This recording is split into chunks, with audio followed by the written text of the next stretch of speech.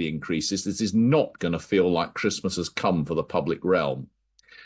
Ms Reeves may be over-egging the £22 billion black hole, but she is not wrong to stress that she got a hospital pass on the public finances. That's the big picture. As I said, my colleagues will take you through the detail. I want to bring out what I think are the most important parts of those choices and the risks that Ms Reeves still runs. Let's start with spending. And much the most striking aspect of the spending decisions, other than their scale, is just how incredibly front-loaded the additional spending is. Day-to-day public spending, day-to-day public service spending after inflation and the additional cost to public sector employers of the rising national insurance is set to rise by 4.3% this year and 2.6% next year, but then by just 1.3% each year thereafter. Unusually, the NHS is not scooping the pool. It's getting about the average spending increase. Equally unusually, local government is doing rather well, as is the Justice Department, reflecting, I think, the severe pressures each is facing. Now, the trouble is, I am willing to bet a substantial sum that day-to-day public service spending will in fact increase considerably more quickly than supposedly planned after next year. 1.3% a year overall would almost certainly mean real terms cuts for some departments. It will be odd indeed to increase spending rapidly this year and next, only to start cutting back again in subsequent years. I'm afraid, at least on the surface, this looks rather like the same silly games playing as we got used to with the last lot. Pencil in implausibly low spending increases for the future in order to make the fiscal arithmetic balance. It sounds like it was hard enough to get agreement from departmental ministers to relatively generous settlements in the short term.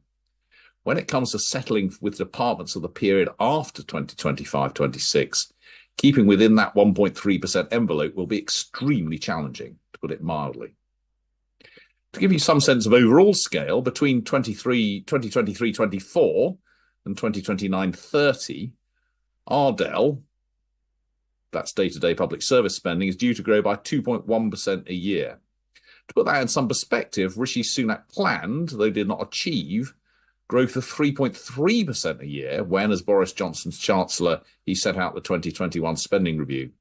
It grew by 4.4% a year between 1998 and 2007, so that's more than twice as fast as apparently is currently planned up to the end of this decade. Perhaps even more surprising is the fact that capital spending, at least in the published plans, is front-loaded.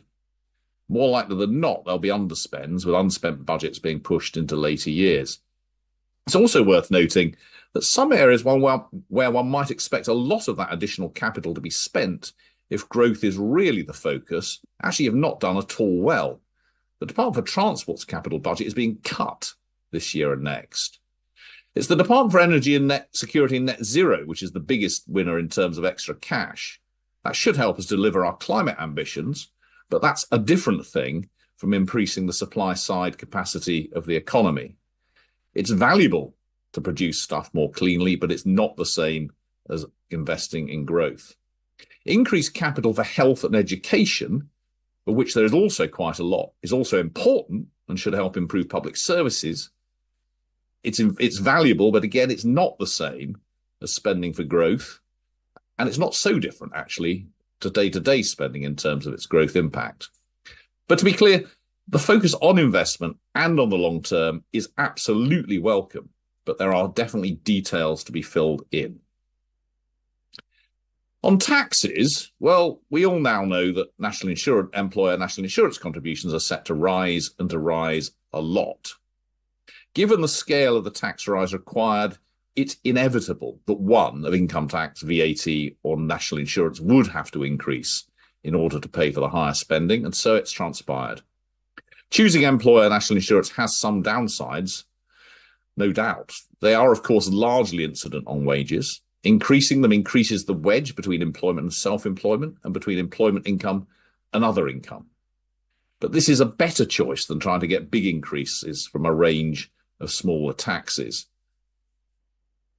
It's also worth noting that net, this increase will not actually get the Treasury anything like the 25 billion stated on the scorecard.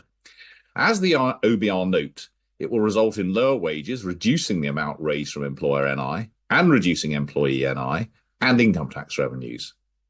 That, the OBR reckons, takes the net revenue down to about 16 billion. And of course, on top of that, there's an effective 6 billion of compensation for public sector employers.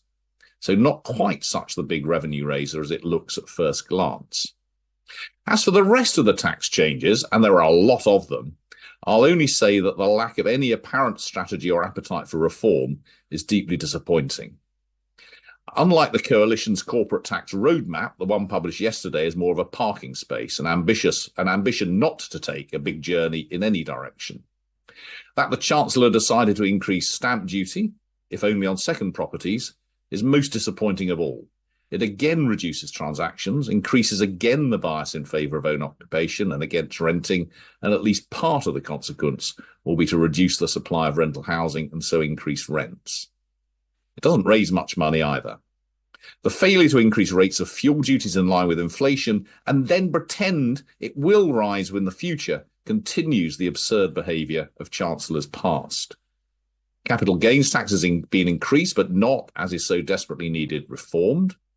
More encouragingly, the changes to inheritance tax are broadly sensible, though it might take some political courage to see off the inevitable special pleading from those affected. We've already seen that starting. If this government really wants to focus on growth, then part of the plan really has to be a much more coherent tax strategy than we saw yesterday. Let's hope for better next year. On the public finances, the remarkable thing is that despite all of that extra tax and despite the tight spending plans penciled in for the period after 2026, the public finance numbers still look shaky. Again, a reflection of that desperately difficult inheritance. Borrowing is up relative to forecasts, and the new fiscal rules for borrowing and debt are still met only by small margins. The new rule that the current budget should balance is met by just £10 billion. Recent increases in interest rate expectations and the likely failure to increase fuel duties, costing £5 billion a year by the end of the Parliament, would wipe out much of that headroom. We also estimate that you'd need an extra £9 billion or so to avoid cutting unprotected departments after next year. Take these together and you've more than wiped out that headroom. The new measure of debt, public sector net financial liabilities, or PSNUFL, is due to fall in the fifth year of the forecast, consistent with the fiscal rule, but only by 16 billion. That's a very small amount. Public sector net debt, excluding Bank of England, the measure targeted by the last government, is actually due to increase slightly in every year of the forecast. In other words, this would fail the previous government's fiscal rules. Plain vanilla public sector net debt is broadly constant.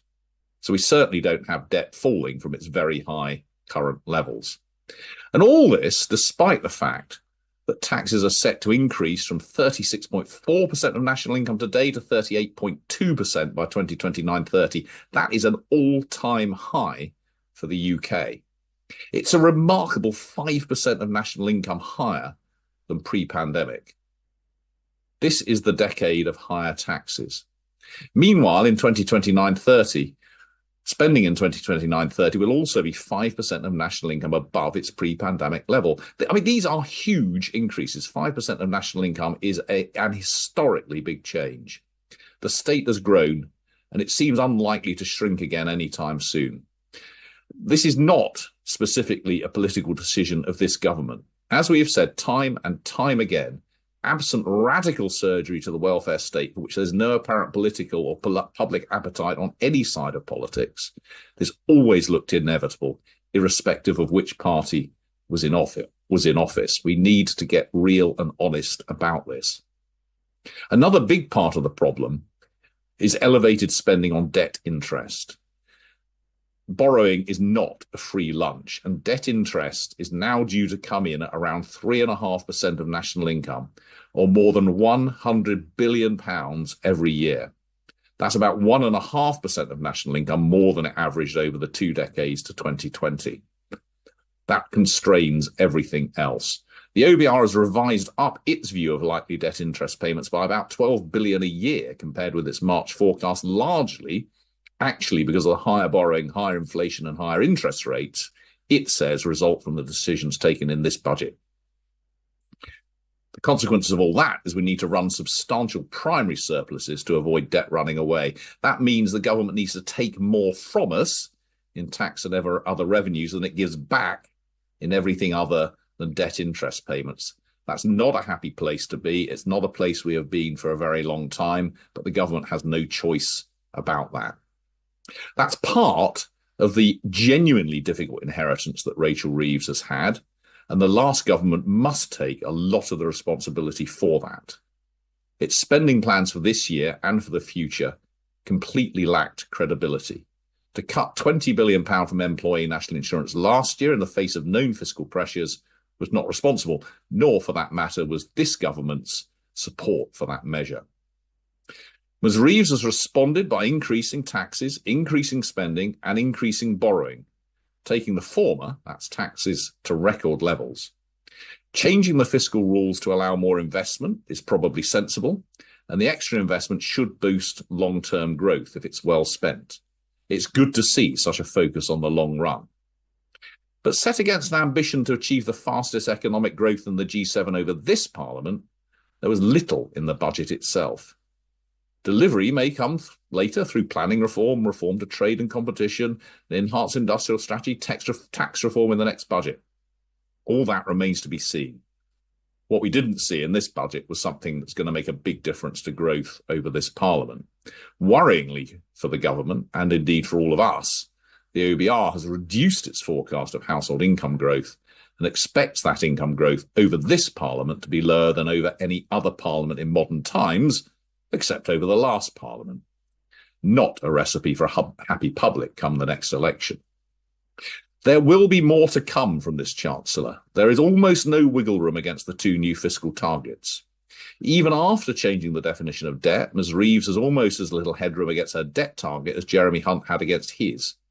She's meeting her borrowing target only by repeating the same silly manoeuvres as her predecessors used to make it look as if the books will balance. Let's pretend we'll increase fuel duties next time, but not do it this year. Let's pretend we'll really rein in spending in a couple of years after splurging this year. That's not going to happen. The spending plans will not survive contact with her cabinet colleagues, I would predict. Also disappointing is some of the presentation, even after the conspiracy of silence entered into during the election campaign. How the Budget Red Book can include the sentence, the government is not increasing the basic, higher or additional rates of income tax, national insurance contributions or VAT is beyond me. The continued pretense that these changes will not affect working people risks further undermining trust. To produce a distribution analysis, as the Treasury did, which includes the positive effects of higher public service spending, while excluding the effects of the increase in employer national insurance, will hardly enhance the credibility of the exercise.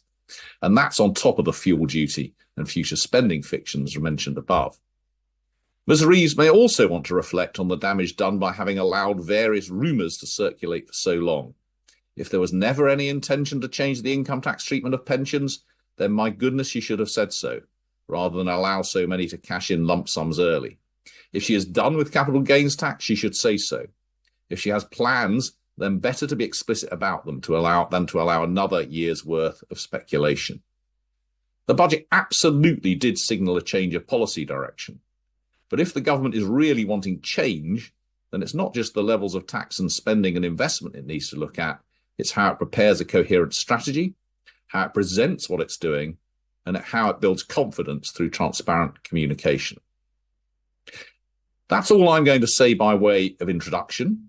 You will now see three detailed presentations, one on tax from my colleague Isaac Delestre, one on spending from B. Boylow, and one on the public finances from Isabel Stockton.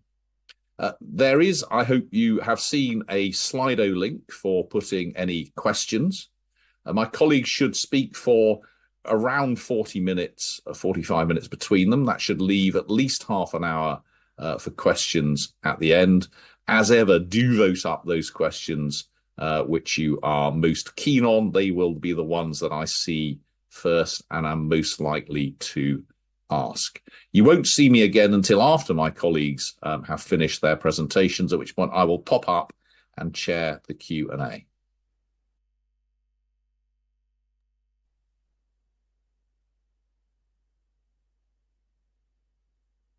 Thank you very much, Paul. So I'm now going to give you an overview of the tax measures that were in yesterday's budget. So let me start off just by asking what actually was in the budget yesterday. And what I'm showing you here is just the headline scorecard measures that we saw. We're seeing that total figure that you'll all be familiar with by now of just over 40 billion of tax rises overall. Biggest part of that is employer NICs coming in at just over 25 billion in the final year of the forecast. Now, as Paul mentioned, it is worth bearing in mind that because employer NICs ultimately reduces profits or reduces wages, some combination of that, the government's going to get less tax from taxing those profits and wages. And that's ultimately going to reduce the amount of revenue you get through the tax. This isn't anything tricky, it's just the way in which the accounting is done. But when you apply the OBR's adjustment, what you see is that ultimately the tax rise looks quite a lot smaller. Only 16 billion from NICs, still a substantial amount, but the total figure closer to 30 billion than it is to 40 billion. Now, on top of that NICs change, we've got some pretty chunky avoidance and evasion measures. We've got some capital taxes that I'll come on to talk about, and also a few giveaways, albeit fairly meagre ones. Now, one thing we saw in yesterday's budget was the delivery of some of the manifesto promises made by Labour during the election. I'm not going to go into those in any detail. We talked about them a lot during the election. I'm sure you're bored of hearing about them by now, but worth just saying that they happened. Now, as we've said, the largest measure in the budget was the increase in national insurance contributions. Of course, that's something that Labour's manifesto explicitly said they wouldn't do. So what were the changes that we actually saw yesterday? Well, we saw an increase in the rate of employer national insurance contributions from 13.8% to 15%. And we also saw a big cut in the earnings threshold for employer national insurance contributions. That's where the rate starts to apply. So it's gone from just over £9,000 a year to £5,000 a year. That's a really, really big cut. And while it's the rate that gets a lot of attention, worth noting that it's this cut in the threshold where the rate starts to apply that's actually raising the most revenue. This is actually the most significant part of the measure. So let me just give you a quick overview of how this looks. Well, on the horizontal axis here, we've just got earnings. On the vertical axis, we've got the additional national insurance paid as a result of yesterday's measures. And what you can see is that for someone on the minimum wage, earning about £22,000 a year, they're going to be paying an extra £770 of employer NICs. As for a median earner, where the job is earning about £33,000, that's going to incur an extra £900 worth of employer NICs. Now, you'll be able to notice straight away there that £900 is a much smaller share of 33,000 than 770 is of 22,000. So let me show you that explicitly on this chart. What I've got here is I've broken down all employees by into sort of 10 equally sized bins based on their earnings, so from the lowest 10% of earners to the highest 10% of earners. And what I'm showing you on the vertical axis is the percentage increase in the cost of employing that person as a result of the increase in employer national insurance. Now, what you can see is that costs of employing people have increased the most furthest down the distribution. So it's those on the lowest wages where the cost of employing those people has increased the most. And that's predominantly a function of the fact that the government has relied so heavily on reducing the threshold as opposed to increasing the rate. Now, one thing to be aware of is the context that this falls in. So if we look at the overall impact on the cost of employing a minimum wage worker, well, last year, this coming year rather, we're seeing not only an increase in national insurance contributions, we're also seeing a big increase in the minimum wage. So if you look at the real terms, so that's above inflation increase in the cost of employing a full-time minimum wage worker, that's going to be up 8%. next year. And for a part-time worker, that's even bigger, up 11%. That's the biggest increase we've seen in the cost of employing a part-time minimum wage worker since the introduction of the national living wage. And the broader context to put this in is that there has been a long-term increase in the level of the minimum wage, which has really increased the cost of employing people at the bottom of the income distribution. So in about 2012, it cost just over £16,000, and that's in today's money, to employ a minimum wage worker full time. Today, that's almost £25,000. Now, most of that has been increased in the minimum wage, but there have to be questions to be asked here that if we're placing a new burden on employers in the form of employer national insurance contributions, and that's compounding on top of the minimum wage, there are going to be risks further down the labour market that we may see bigger negative employment effects for these kinds of workers. So that's really just something to bear in mind and something that's potentially worth worrying about.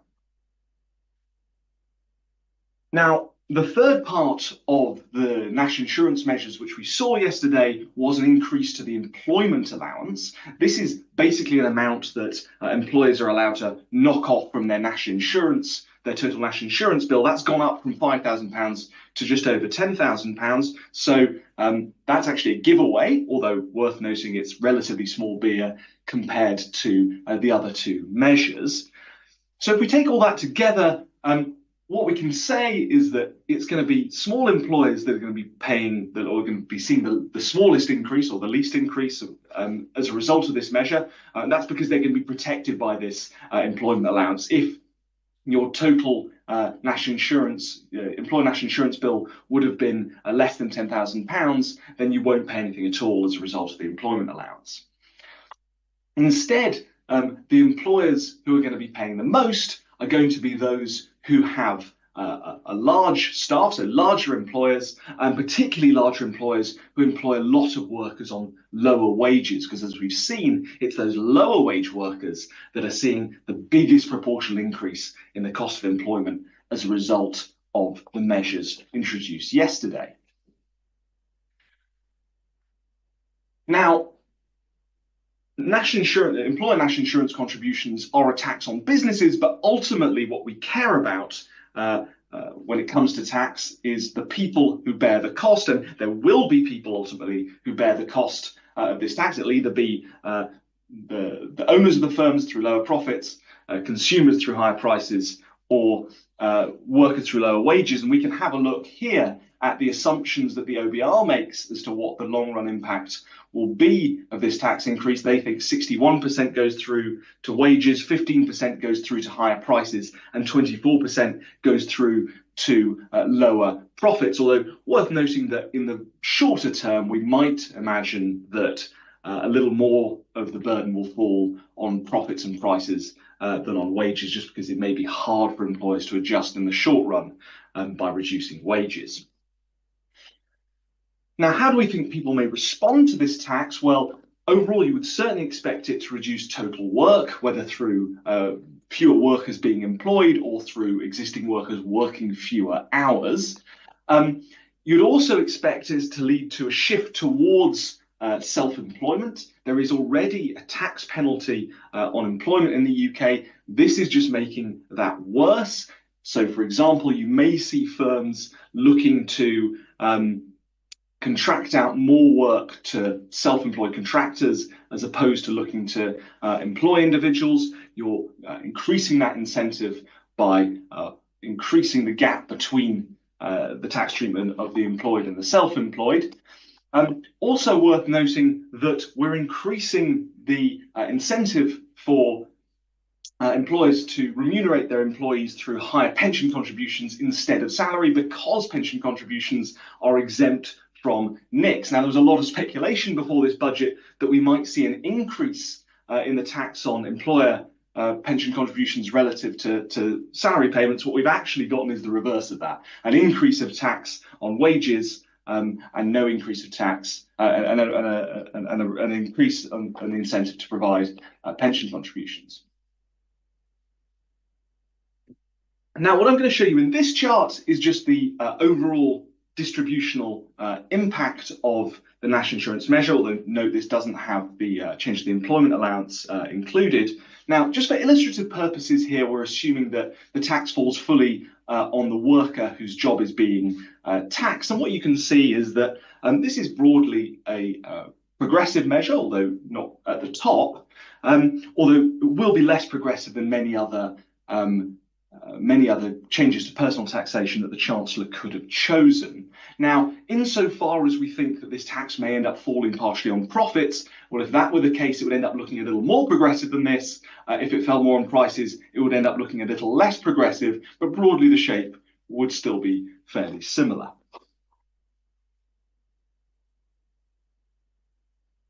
Okay, so moving on from national insurance to inheritance tax, we saw some pretty large reforms to inheritance tax, some pretty important reforms to inheritance tax in the budget. We saw pensions brought into taxable estates, we saw agriculture and business reliefs curtailed, and we saw an extension of existing threshold freezes. Context to be aware of here is that the share of debt incurring inheritance tax has gone up, or is forecast to go up from 5% in 2023 to 10% in 2029. That would be a record high since the tax was introduced in the 1980s, I believe. And that's partially as a result of the measures introduced yesterday. Now, there are reasonable arguments both for and against inheritance taxes, but if you're going to have an inheritance tax, it should apply to all assets equally. So scaling back some of those reliefs that were providing special treatment to some kinds of assets like pensions, like agricultural and business assets, is a welcome step towards a better designed tax system. Next, capital gains tax. What we saw yesterday was the Chancellor increasing rates on almost all forms of gains other than those on property. Now, this really is back to the future. Yet again, we're seeing a Chancellor failing to really grapple with fundamental reform of capital gains tax and simply just fiddling with the rates. And that means that the Chancellor is unable to escape this trade-off that many Chancellors have faced, which is that, yes, in increasing rates, there are things to like because you're reducing the disparity between tax rates on gains and income. That's a good thing. That's reducing distortions in the economy. But because we have this unreformed, this fundamentally unreformed capital gains tax, by increasing the rate, you're also increasing the tax penalty on saving, investment, and risk-taking. Certainly not something you want if you want a pro-growth tax system. Now, there were some other smaller measures in the budget yesterday, various things that the government decided it disapproved of and wished to tax. One thing that's worth a special mention was the increase in stamp duty on second and rental properties. This is really a damaging tax, reduces the number of transactions in the economy, and it also worsens the current favourable treatment of owner occupation of housing relative to rental of housing that we already have in the economy. It's going to end up hurting renters. We did see some tax cuts in the budget, relatively mild ones. And again, as Paul said, worth having a special shout out here to fuel duty, where we seem to be back in the world of pretending that fuel duty will be going up with inflation, that the 5p cut will be repealed after next year. Pretty skeptical as to whether that's actually going to happen. Certainly doesn't increase credibility of our public finances. So I think I'll just end by coming to a few conclusions. Certainly this was a big tax raising budget, even though some of those tax rises were a little smaller than they may appear on the headline scorecard. And it is certainly the case, as Paul said, that we are now on course for tax revenue to reach its highest share of national income ever in the UK. This is going to be a historic high by the end of the forecast period. We did see various manifesto tax rises delivered, so many of the things that were in the Labour manifesto appeared in this budget, but clearly the largest tax rise in this budget was also something that had been explicitly ruled out in Labour's manifesto. And it is worth just saying that there are some specific risks associated with this increase. We've seen that it's increasing employment costs, particularly at the bottom of the income distribution, taken together with the minimum wage and the increased employment rights that this government has promised. That may create risks for low-income workers, risks of reductions to employment. And you might think that that could be particularly pernicious for minimum wage workers, where firms may struggle to pass on reductions, may struggle to pass on the additional tax through lower wages, because obviously the wage is fixed at the minimum, and therefore there may be a greater risk that they'll seek to just employ fewer workers. And finally, it is worth just saying that there really was a notable lack of serious reform in this budget. We saw some things to like, notably the reforms to inheritance tax. We saw some things really not to like, such as the increase in stamp duty. But ultimately, the majority of measures, we just saw a failure to really grapple with some of the design problems that continue to persist in the tax system, and really a missed opportunity to leave our tax system better geared towards growth. So I'll end there, and I'll hand over to, I believe, Lee. Thanks very much, Isaac. I will move on by talking about exactly what Rachel Reeves said about public spending in yesterday's budget. So to start off with, this was trailed as a budget for investment, and I think it's fair to say that this was a budget at which investment spending was definitely prioritised. We saw capital spending growing relatively fast. We saw large top-ups to the capital spending totals. And that will be welcome for public services, where we've seen strains emerging across the public realm. So there was this top-up to investment spending, and we also saw some genuinely large top-ups to day-to-day spending totals. But something to note here is that the profile of spending growth that Rachel Reeves laid out was very front-loaded, with much faster spending growth in earlier years and slower spending growth in more distant years. And that's also true for both day-to-day and investment spending. This time profile of front-loading does follow the pattern of the previous government, where spending was faster in closer years and then pulled back to some extent in later years, where it didn't quite need to be spelled out, where implicit cuts might fall. You might think that front-loading represents an opportunity if you think that temporary problems exist. You might think that this is an opportunity to make quick and noticeable improvements to areas of the public sector. And then you might think slower growth is more justifiable after these large, generous increases to fix temporary problems. A more cynical interpretation of the time profile of spending that's been laid out is that it's really motivated by the fiscal rules that the government has set, where what really matters is what's happening to spending in the medium run. But whatever's motivating this front-loaded nature of spending, it brings risks with it. The first is that rapid ramping up of spending risks some of this spending being ineffective, not being directed to the right places, or even more likely, not being spent at all. And that's particularly the case for capital spending, where we might think that capacity limitations make it hard to ramp up spending fast. Another risk is that plans for later years are likely to be uncomfortably tight after fast growth rates in earlier years. We might think that there are risks that we'll see top-ups in later years because of that. I'll start by talking about exactly what Rachel Reeves announced in terms of day-to-day spending in yesterday's budget. What was inherited in terms of day-to-day spending was in fact a small cut in real terms from last year to this year. And a really substantial top-up to spending totals this year means that growth has actually taken to more than 4% in real terms between last year and this year, with a top-up of around £26 billion.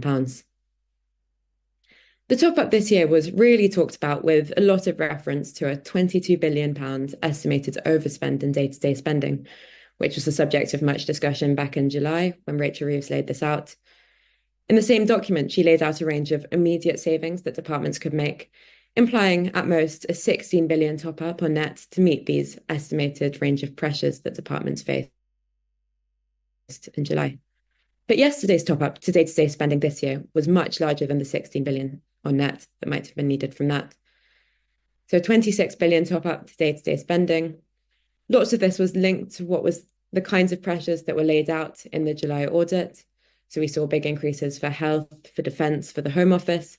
And that largely seems to reflect pressures that were laid out in July, so additional spending on asylum and support for Ukraine. But it's, of course, larger than that, and some seems to reflect new policy decisions that aren't necessarily linked to this range of pressures. So that's the top up this year. And next year, Rachel Reeves also topped up day-to-day spending totals quite substantially. So the top up relative to the previous plan was around 39.5 billion. And this takes us to a growth rate on average across the 2 years of around 3.4% in real terms. And this average growth rate, of course, won't be split evenly across all areas of public spending. So to get a sense of the relative winners and losers from this real terms growth rate, we can look at individual departments and look at the day-to-day growth rates they're planned to experience on these new plans between last year and next year. And looking at this graph, you can see that the relative winners seem to be areas like DWP, like justice spending, HMRC, and just about education. Grants to local government are also growing, although it's important to note that grants to local government are a small part of total local government spending power. You can see that the relative losers, and in fact, areas where budgets are being cut in real terms, are transport, DEFRA. The Home Office budget is also being cut in real terms, although it's important to note that reflects an assumption that asylum pressures will go away by next year. And something that's really interesting, I think, about this range of relative winners and losers is the fact that health and social care is, in fact, growing at a quite similar rate, only just above the total growth rate for day-to-day spending. And that's often informative about government's priorities and the nature of spending reviews to get a sense of how health spending looks compared to the average or compared to all other departments. And to get a sense of this, we can zoom out a bit and we can think about what growth in health spending and in all other departments has been like since the new Labour governments of the 90s and 2000s. Under these governments, we saw health spending grow relatively fast, and we saw other departments' day-to-day spending also grow in real terms each year, although less fast than health spending grew. Under the Conservative governments of the 2010s and more recently, we saw health spending continue to grow, although more slowly. And we saw real terms cuts to other departments on average each year. So we saw these funding for these areas fall by 0.8% per year on average. And the spending allocations that Rachel Reeves has laid out for this year and for next year indicate that this government is on track to look quite similar to the new Labour governments of the 90s and 2000s. So we'll see again, health spending and spending on other areas rise at the same time. Okay, so much for this year and next year. After next year, Rachel Reeves has also laid out totals for day-to-day spending as well as investment spending, but hasn't split these totals between departments, so we only know what overall day-to-day spending will look like. And in these years, the growth rate looks considerably slower. So she's topped up departmental spending totals quite substantially, and that's a result largely of these really fast growth rates in early years. And growth after next year will be at 1.3% in real terms each year. And you can see from the pattern of this that this is a really front-loaded profile of spending increases. We see fast growth this year, we see fast growth next year, although less fast, and then we see it much slower after next year. We might think that there are some risks associated with this pattern of front-loading spending increases in this way. And one reason to think that this is perhaps implausible is by thinking about what happened the last time that we had overlapping spending reviews, which happened under the new Labour governments of the 90s and 2000s. So in the spending review of 1998, we saw planned day-to-day growth rate, which was considerably front-loaded, so much faster in the first year, much slower in the final year of the spending review. In the spending review of 2000, as you can see, the growth rate was topped up substantially, so a much faster growth rate in that final year, and another front-loaded pattern of spending increases was penciled in. Again, in the spending review of 2002, you saw the last year topped up considerably, and you saw another pretty front-loaded pattern penciled in. And it won't surprise you that in the spending review of 2004, we again saw a top up to the final year and some front-loading. So in these terms, it really shouldn't be surprising if we see a similar thing take place in more recent years. When growth is front-loaded in this way, it seems to be the case, or it has seemed to be the case in history, that overlapping years where spending is at its lowest get topped up when it comes to laying out the next plans. And looking at more recent plans for another example of this, non-COVID spending and the last spending review we had in October 2021 was also really very front-loaded.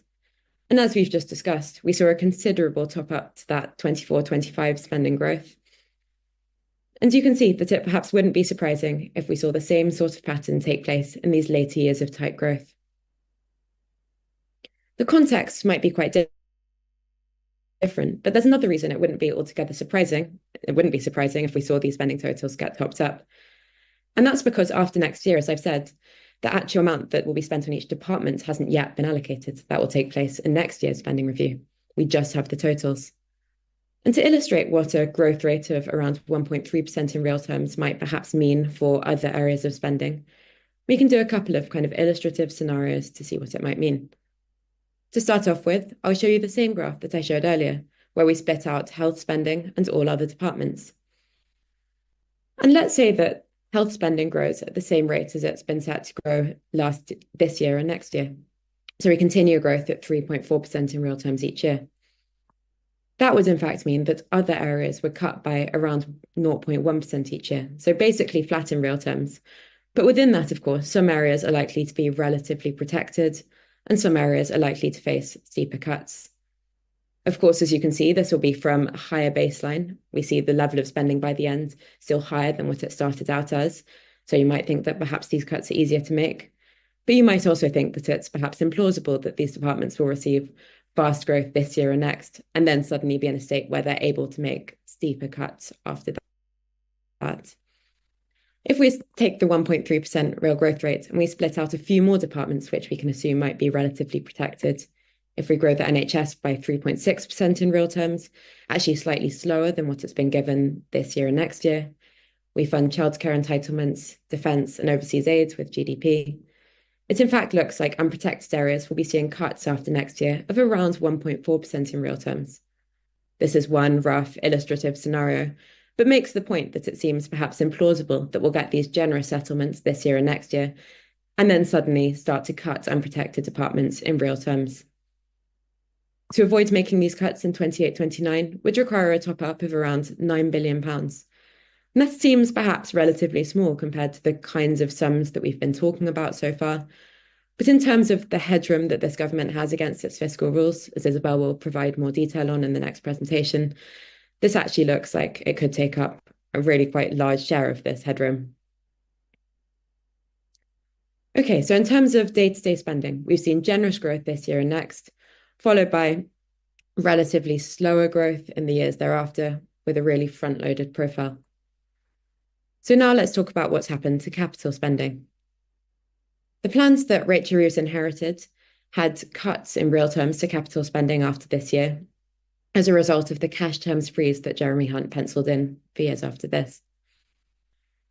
And in yesterday's budget, she increased these plans really substantially. So we see a growth rate that's higher in all years under consideration. And in particular, this year and next year, the growth rate has been considerably revised upwards. Again, it's a really front-loaded picture. And in particular with capital spending, we might think that there are some risks here. The types of capital spending talked about are often on large projects where capacity is perhaps limited and it's hard to ramp these things up rapidly. And indeed, the OBR is projecting pretty substantial underspend against the capital spending totals for this year and for next year. And broadening this out to a slightly broader measure, public sector net investment, we can think about how this looks over a longer time horizon as a share of national income. You can see that public sector net investment is in fact at a relatively high historic level as a share of national income. And here I'm showing you as well the previous government's plans, which, as you can see, were for investment to fall pretty sharply as a share of national income after this year. Building in the plans that Rachel Reeves has outlined in this budget makes clear how much of an investment-focused budget this is. You can see the plans continue to go up and that investment stays at a pretty sustained higher level as a share of national income. You can see as well the front-loaded nature of this increase, with it increasing in earlier years and then falling as a share of national income in the last few years considered. But these are pretty substantial sums that we're talking about. By 28 to 29, there'll be an extra £28 billion on net investment. Okay, so to wrap up, we've seen this welcome prioritisation of investment with substantially faster capital growth rates and with substantial sums topped up the investment budgets. And this will be welcome for the public sector, where we've seen some pretty visible strains emerging. We've seen these genuinely big top-ups, as well as to investments, to day-to-day public spending. But in both cases, these top-ups are heavily front-loaded with much faster growth in earlier years. There's perhaps a case for front-loading some of these top-ups on the grounds of temporary pressures that will be met fast.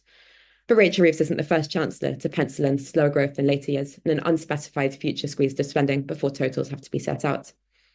We think this means there are likely to be potential top-ups down the line in these future years. And it will be very interesting to watch exactly how funding is allocated to departments in next year's spending review to see whether we do see these top-ups and exactly where some of the implied cuts that we've laid out might potentially fall.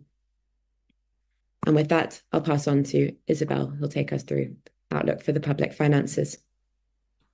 Thank you very much, Bea. So I'm going to bring these things together to tell you a little bit of what that might mean for the outlook for the public finances overall and for the fiscal rules. And since we're talking today on Halloween, we might sum this up by saying that Ms. Reeves chose to tax and treat, but some ghosts that will be familiar from previous IFS presentations are still lurking in the future outlook. So by now, everyone will have heard that the overall tax take was already set to rise to a record high that had not previously been sustained in the UK under the plans from last spring, and that after yesterday, they are now set to rise even further than that. They're the main driver of a corresponding rise in revenues. So we can see that those come on top of already very large rises over the last parliament since the eve of the pandemic.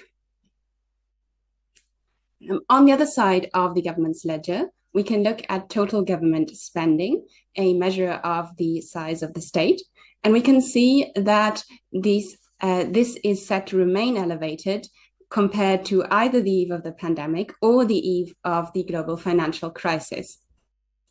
And this may sound familiar to many of you, and indeed it was already true under the last spring forecast, but it is even more true now. And you can see that while revenues are set to grow faster than under that previous forecast, spending is set to grow faster by an even greater amount. And we've heard a lot about how this is a budget for investment. So what happens if we strip that out and we look at the size of aggregate day-to-day spending, so current spending, not including investment? Well, on that measure, we are set for a very, very small current budget surplus towards the end of the forecast period. So revenues are set to cover day-to-day spending without recourse to borrowing, but just about. Now let's look at that current budget balance a little more closely. So this is what the OBR was forecasting back in March. If we think of changes outside of policy, then we can see this revised forecast, and we can see that by the end of the forecast period in 29-30, the government was set for a small current budget surplus. That year, 29-30, is now the target year for the new and revised fiscal rule that mandates a forecast surplus in that year. That target year is then gradually going to move closer to the third year of the forecast.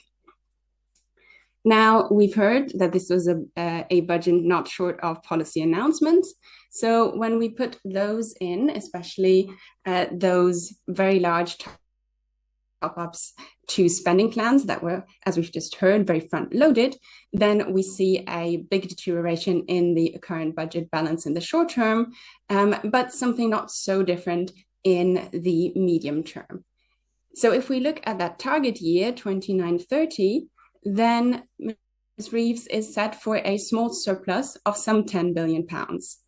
Now, it's worth stressing that 10 billion is not very much at all. This is a very small surplus. And one way of illustrating that is to stress that based on the uncertainty of past forecasts and how the world turned out in the end, the OBR estimate that there's just a slightly better than a 50-50 chance of a current budget surplus actually materializing in that year.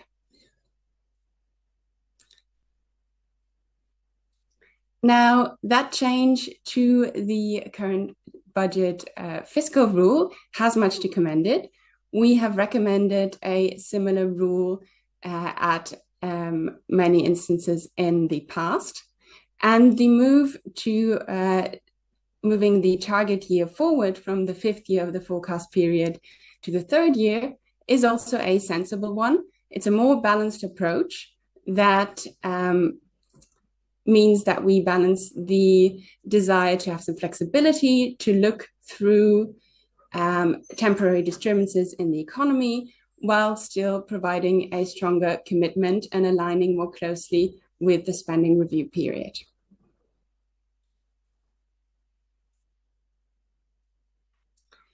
Now, let's look at the changes under the hood a little bit more closely. Back in March, the forecast was for a current budget surplus of some 14 billion. There were then some changes to the economic forecast and a modest impact of rolling forward the target year 1 year to 29-30.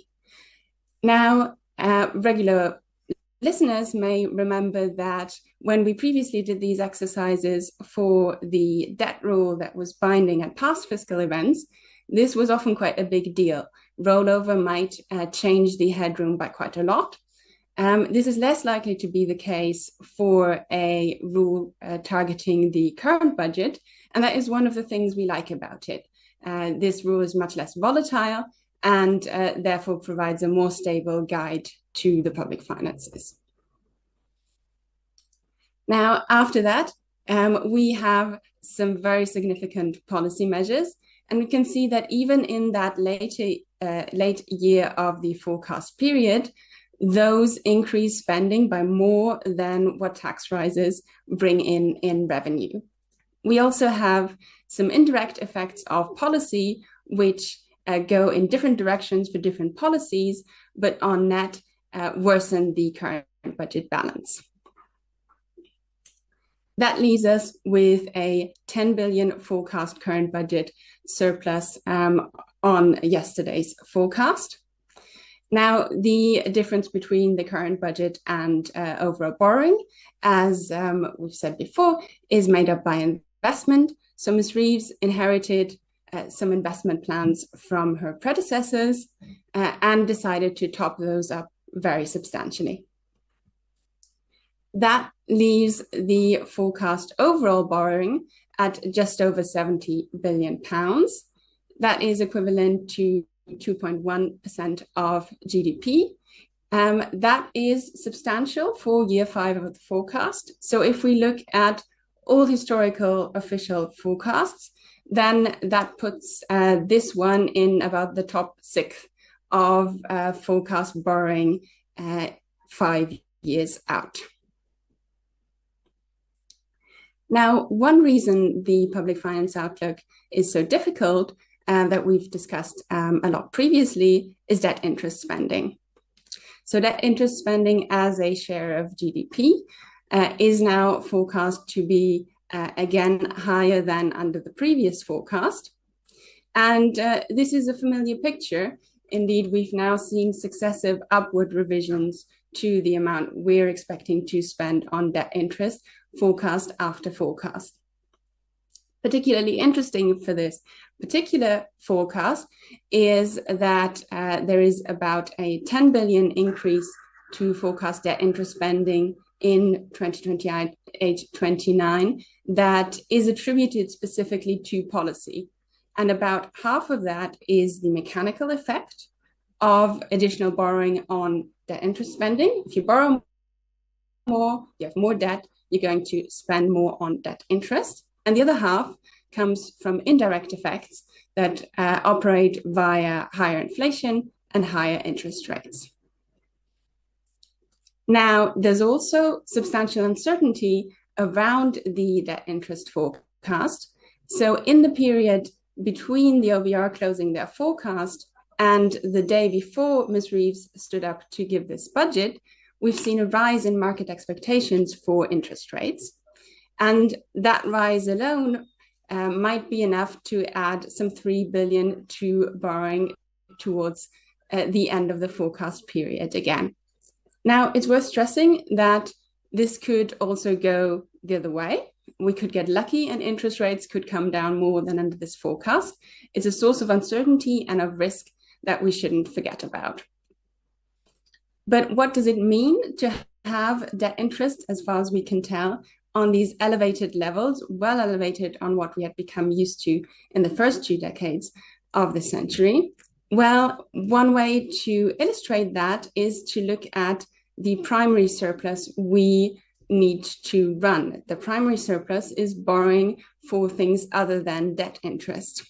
And if we look at the forecast for that primary surplus, then we can see that the government is set to run a really not insubstantial primary surplus. And nevertheless, that is only just enough to get us that tiny current budget surplus because debt interest costs are still expected to be so high. Now, in addition to the current budget rule, Ms. Reeves has also revised her predecessor's debt rule. And a much discussed change is a change in the targeted measure of debt.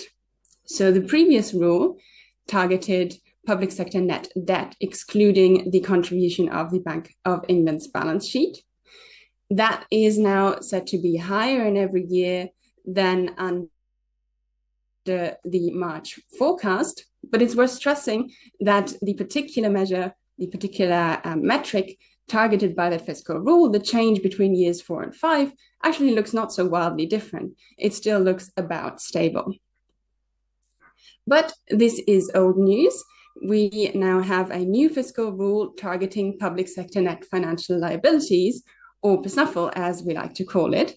That measure is set to fall in the final year of the forecast, for now the target year of the fiscal rules, although that too is set to come forward to year 3, by some 16 billion. Now, if you've been watching previous analysis on the options for targeting a different measure, you might think, hang on, haven't you and others been telling me that actually switching to a PSNUFL target would open up loads more headroom, something like 50 billion of extra headroom compared to the old government's rule? Where did all that headroom go? Well, part of the answer is that the OBR has restated their March forecast to correct a methodological issue, and that change alone led to a change in the headroom of some 16 billion. So apart from the details of that particular change, it's worth keeping in mind that there are complexities to estimating all the components of public sector net financial liabilities, and at least on past experience, this has been a rather volatile measure. So that might make us somewhat concerned about, once again, running only a razor-thin margin against that fiscal rule. Apart from that issue, there are some attractions of targeting net financial liabilities rather than net debt, especially as they relate to the treatment of activities of the National Wealth Fund. But in quantitative terms, the headline of this budget was not so much the National Wealth Fund, but more sort of traditional investment done directly by the public sector in mostly physical assets. And for that type of activity, public sector net financial liability does not record the benefits of that investment any more than net debt does. So in that sense, there's no difference between the two measures. And importantly, Ms. Reeves did not take the opportunity to change the design of the debt rule to make it less volatile. So issues around headroom measures flip-flopping between fiscal events are likely to plague us in future as well. That brings me to the conclusion of my talk. So as my colleagues have set out in much more detail, we've seen big increases to tax and to borrowing to fund much higher spending. This is a choice, but it's not a choice that's free of risks. It adds to debt, and it adds to debt interest. If the money is spent well, then we may reap rewards in terms of better public services and over the longer term, more growth. But the margins against both of the new fiscal targets are once again razor thin. And that may worry us when we think about the risks and uncertainties that remain over the forecast period. So in particular, we may be concerned whether the size of the state will really stop rising from 2026. As B explained, a 9 billion top-up may be needed just to avoid cuts to day-to-day spending in unprotected departments, relative to a 10 billion margin against a current budget rule. That might be worrying news. The forecast is also predicated on temporary measures expiring. In particular, the shroud around fuel duties continues. Freezing fuel duties until the end of the parliament would cost some 5 billion, again, half the margin against the main fiscal rule. And risks remain around debt interest, although those may go in either direction. And I'll now hand back to Paul for the Q&A. Well, thank you ever so much to Isabel, to B, and to Isaac. And thank you to everyone who has put a very large number of questions into the into Slido. Some of them have remarkably large numbers of votes, and I will take those at the top of my list first. A number of my colleagues have joined, so they can add their expertise to these. In the interest of speed, I will try and take the easy ones, and I'll push the harder ones onto my colleagues. And there may be one or two where I start, and then they bring up the rear and correct me and add the detail. So first one from Tim Wallace of the Daily Telegraph: what is the distributional effect of the budget between essentially public and private sector employees? Broadly speaking, of course, we expect most of the cost straight up to go through to private sector employees. The public sector is explicitly protected in the sense of the money that goes to the public sector to pay for the cost. Nevertheless, you would expect in the medium term public sector pay to track that in the private sector. So this is not necessarily a great boon to public sector employees. Stuart, did you want to add anything to that? No, I mean, I think to my mind, the first order effect is yes, this is a tax rise for the for the private sector relative to the public sector. The public sector does better in that sense. Yeah, to the extent that public sector wages will track private sector wages, that doesn't necessarily mean that the individual employees will end up paid a lot more. It partly depends on the substitutability of how easily people can move between public and private sectors. It could be that the public sector basically ends up hiring more people who would otherwise have worked in the private sector. But broadly speaking, we are seeing, the state getting bigger relative to the private sector.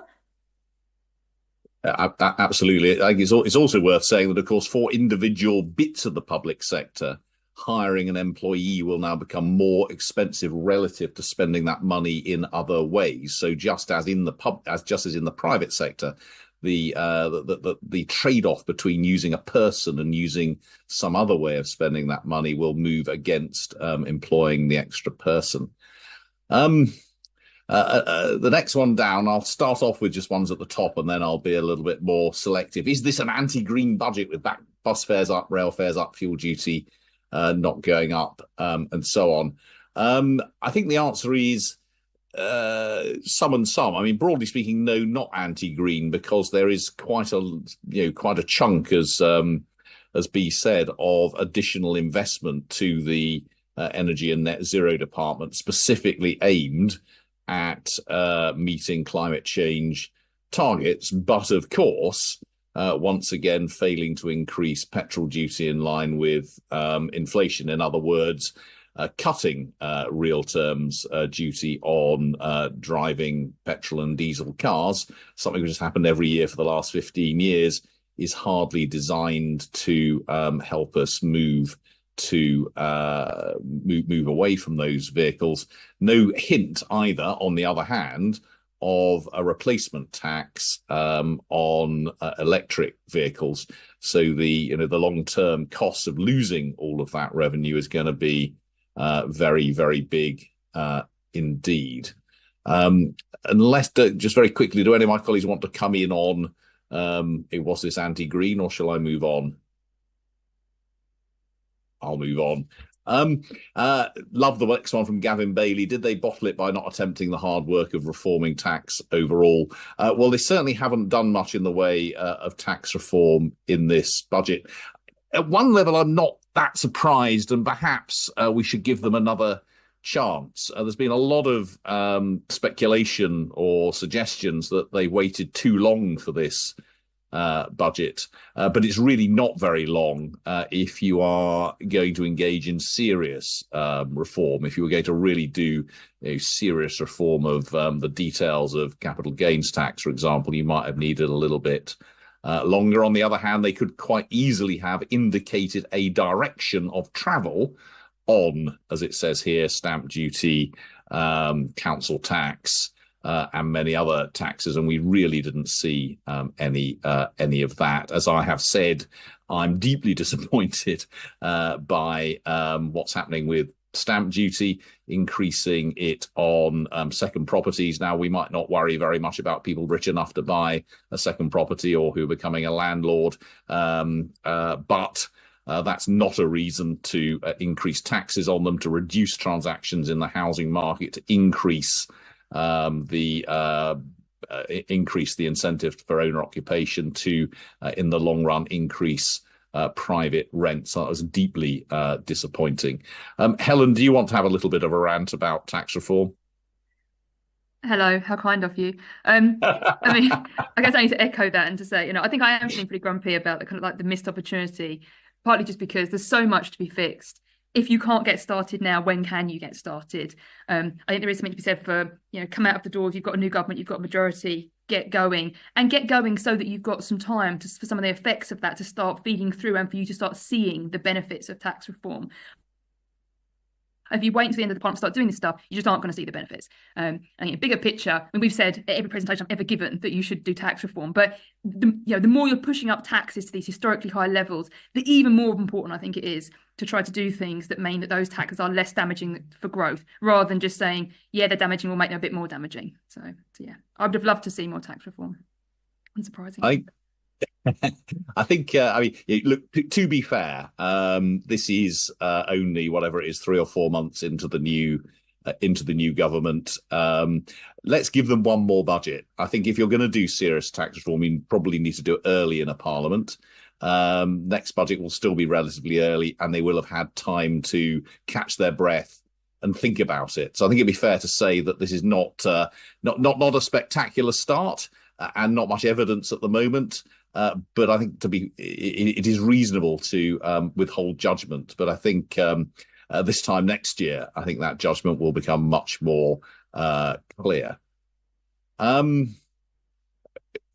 Richard Partington asks, on your bet that public service spending will rise faster than 1.3%, will that require further tax increases, and by how much? So as you'll have seen from B's presentation, it would take about in the order of 9 billion, and I mean these are rough estimates of additional spending just to avoid real terms cuts for some departments. My guess is that, given the ambitions of the government and the situation of public services, the number that we'll end up with will be more than 9 billion. But Ben, did you want to sort of speculate on that a bit, particularly given those lovely charts that B presented are based on work that Ben did a while ago. He's very proud of them. So let him speak about them a bit. Thank you. Yeah, I think 2 hours of my night last night very well spent producing those historic charts. I think we should. There is a world in which the plans announced yesterday are enough. I think there is a world in which you can do a short-term funding injection, clear some of those temporary backlogs, or hopefully temporary backlogs in the court system, in the NHS, turn the prisons around, shore up services, things like asylum pressures start to dissipate. Maybe the economy's on a more even keel. There's a world in which this is enough, but I think we have to at least acknowledge, given the lessons from history, that when the government gets around to actually allocating those tight spending plans, it discovers actually they're not quite enough. We're going to have to find some more cash rules, which brings, if they don't get lucky on growth, brings tax rises back into play.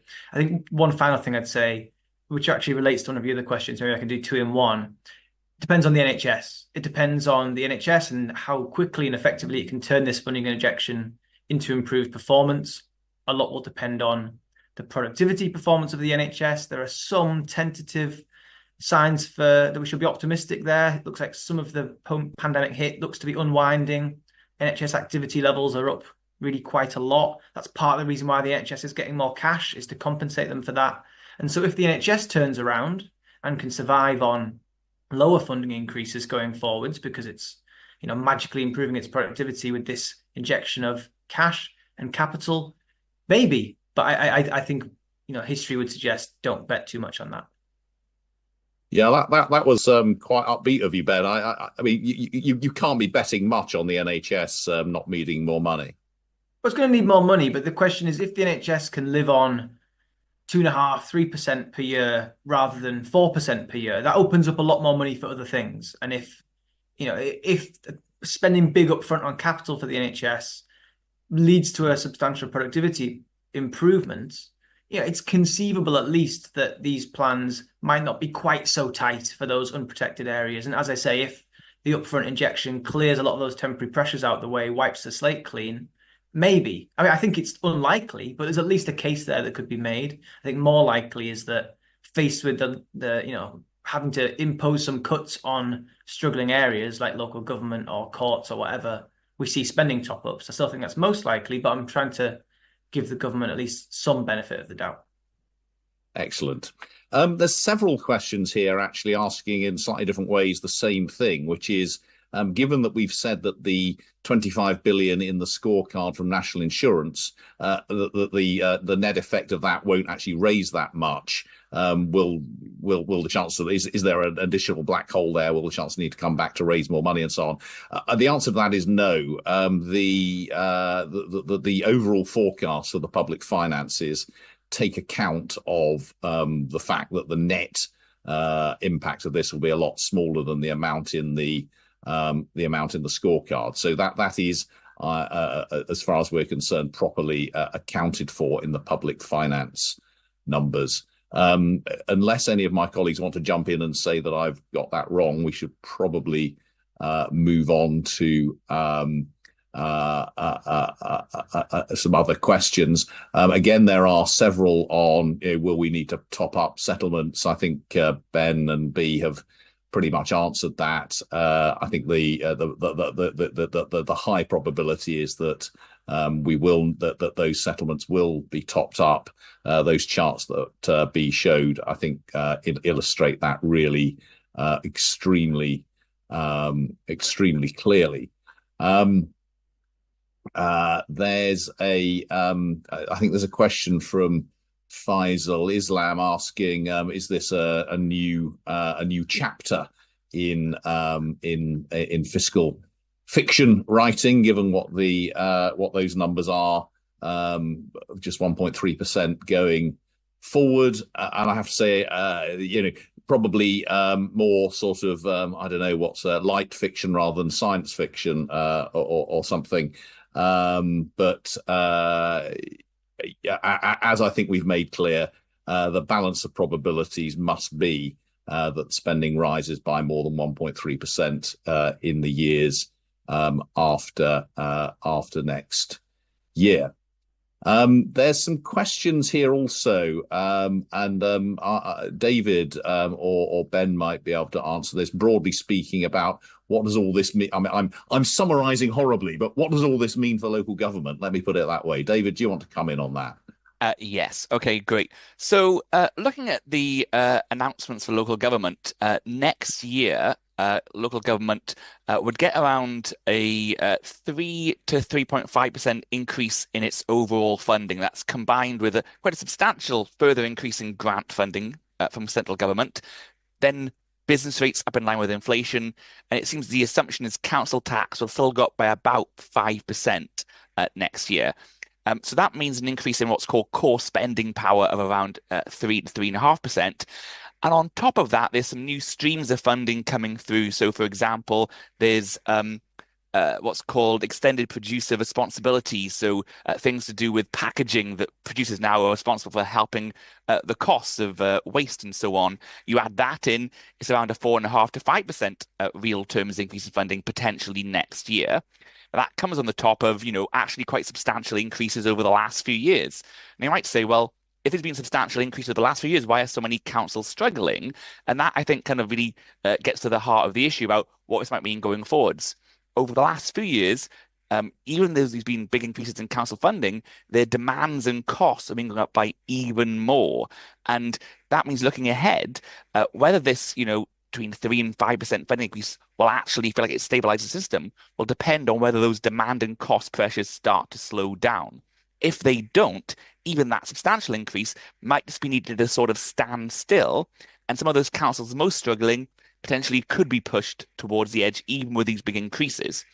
And then looking further ahead, as has been said already, the settlements overall for public services look much tighter from 26, 27 onwards. And then in the subsequent years, you might see funding increases for councils, even with 5% council tax increases, slow down to more like, the 1.5 to 2.5% range. Obviously, real terms increase, but again, without that slowing down in cost pressures, that could feel much, much tighter than that. So I think what I'd say is that, it's probably a better settlement, a better budget than councils were expecting, certainly in the short term. But both next year and certainly beyond, a lot will depend on can councils get a control of the demands and costs? Can you reform provision? Can changes to, for example, SEND or the adult social care or children's social care markets, can that really address costs? Because if not, if costs continue to rise as they have in the last few years, even quite substantial increases could still feel very, very tough for councils. Brilliant. Thank you, David. I'm going to ask another question which puts together a number of these about schools spending. And broadly, again, I'm going to summarise as what's going on with schools funding. Now, Christine, if you have if you're still there and have an adequate Wi-Fi, do you want to have a go at that? Sure. I will have a go, and you will tell me if I drop out and you can't hear me anymore. So schools got about £2.3 billion additional in the budget, which is a sort of substantial, but a substantial increase, but not kind of massive, not a game changer. What becomes interesting is when you start to break that down. So of that 2.3 billion, 1 billion straight away is going to special educational needs. And that's a meaningful amount of money, but actually that's really only going to be enough to meet the pressures of the really fast rate of growth in that sector. So we've seen a really big increase over time. This is going to be enough to cover off those cost pressures next year, but not necessarily enough to actually go and do some of those deeper reforms that David was talking about. Then on top of that, you have another 400 to 500 million of that 2.3 billion, which is going to need to go to pay the costs of teacher salary increases. So those were put up last month. In this fiscal year, we're therefore doing those higher salaries only for 7 months. Next year, we're going to have to do it for 12 months. And so that means you need extra spending just to keep running in the same place.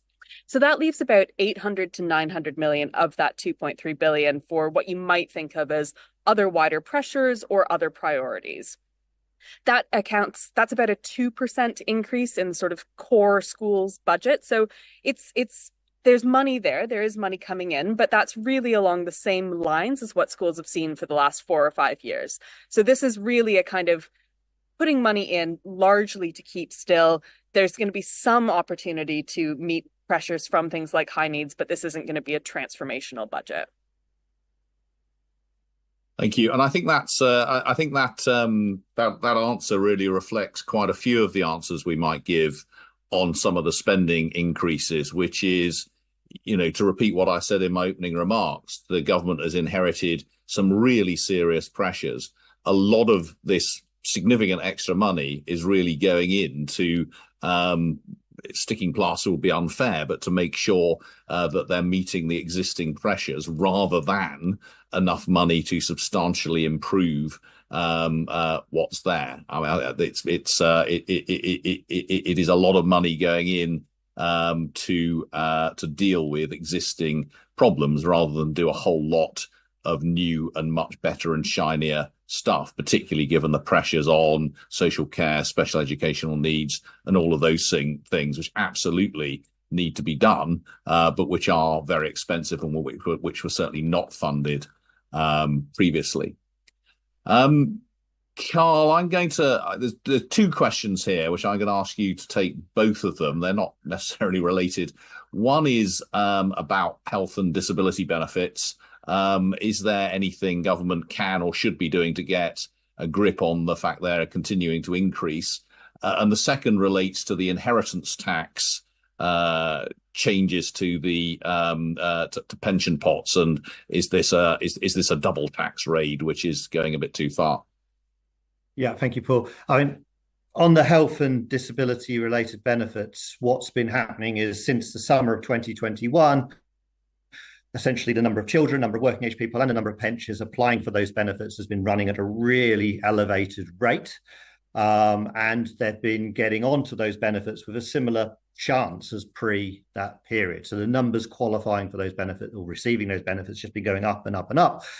That's adding enormous pressure to the public finances. It's one of the reasons why we're doing a lot of public spending now and not getting great public services. I think absolutely the government needs to be looking at this very, very carefully. I think it needs to be doing a lot of work to understand why this increase is happening. It's occurring across all age groups. It's occurring all across the country. It seems to be happening for a range of different health conditions.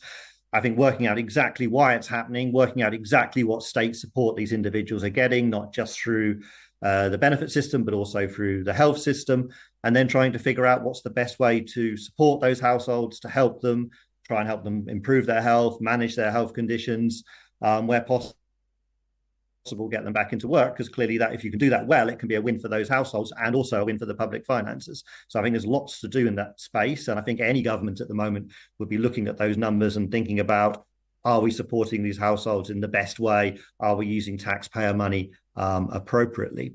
But that said, previous attempts to try and get the numbers down have often failed to achieve anything like what was hoped of them. So this is not an easy area for policy action. On inheritance tax, as Isaac said very clearly, if we have an inheritance tax, it's important that it applies to a broad range of assets. So in that sense, extending the net to include pension pots that survive at death is sensible.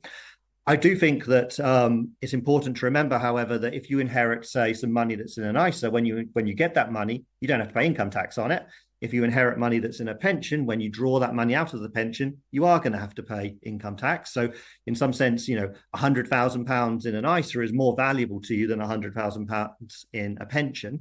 And I think inheritance tax should reflect that. So when we proposed a change like this about 18 months ago or so, we said that one option, for example, would be to say that only 80% of the value of the funds in a pension at death should count towards the estate for inheritance tax purposes.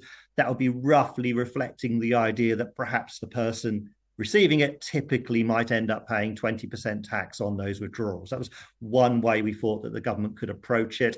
There's a little bit of time before this gets legislated, and I do certainly hope that they acknowledge the fact that receiving a pension as an inheritance is not quite the same as receiving other assets. Brilliant, thank you. There's two or three questions here which essentially are along the same lines, including from Harriet Line of the Daily Mail, which is, given what we've said, is there a risk of a further tax increases down the line to avoid, given the how thin the net margins are against meeting the fiscal rules and what we know about spending rises after next year? I think the answer is yes, there must be a risk that will occur. I'm guessing that the Chancellor is hoping for better news on, for example, growth, for example, debt interest payments, for example, disability benefit payments. I don't think it's entirely, well, I don't think it's unreasonable at this stage not to be announcing bigger tax rises.